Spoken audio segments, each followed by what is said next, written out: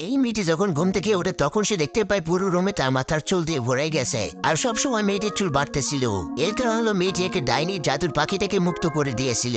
এই জন্য ডাইনি ভরে মেয়েটিকে অভিশাপ দেয়, যার জন্য মেয়েটির চুল লতার মতো সবসময় বাড়তে থাকে।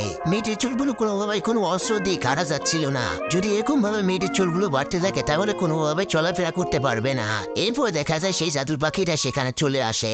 জাদুর পাখিটি মেয়েটির কাছে কৃতজ্ঞ ছিল, এই জন্য মেয়েটি পাখিটিকে সাহায্য করতে চায়। পাখিটি তাদেরকে বলে গভীর জঙ্গলের ভিতরে একটা কাঠুরিয়া রয়েছে, সেই কাঠুরিয়ার কুড়াল দিয়ে যে কোনো জিনিস কাটা যায়। সেখানে যাওয়ার আগে জ্যাক একটা ফল ছিঁড়ে খেতে যায়, তখন তার বাসায় থাকা লোকটি এসে তার হাত থেকে ফলটা নিয়ে দূরে সরে ফেলে দেয়। এরপর লোকটি জ্যাককে বলে এখানে সবকিছুই অভিশপ্ত অবস্থায় রয়েছে। এরপর তার জঙ্গলের ভিতরে যেতে থাকে। তখন একটা লোক মেয়েটিকে ডাইনি ভেবে একটা গুহার ভিতরে নিয়ে যায় আর বাকি দুজনে কাঠুরিয়ার কাছে চলে আসে।